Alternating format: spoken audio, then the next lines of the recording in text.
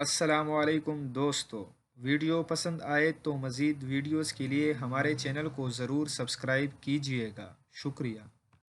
وزیراعظم عمران خان دورہ سعودیہ مکمل کرنے کے بعد امریکہ پہنچ گئے ہیں، جبکہ خاتون اول بشریٰ بی بی عمرہ ادائیگی کے بعد پاکستان واپس پہنچ گئی۔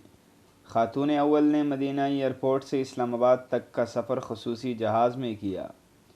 نجی ٹی وی کے مطابق وزیراعظم کے معاون خصوصی برائے خزانہ عبدالحفیظ شیخ، سیکرٹری خارجہ سہیل محمود سمیت دیگر سٹاف بھی خصوصی جہاز سے وطن واپس پہنچ گیا۔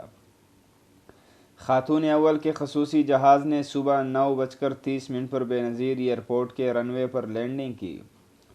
دوسری جانب وزیراعظم عمران خان کل امریکی صدر اور ترک صدر سے ملاقات کریں گے۔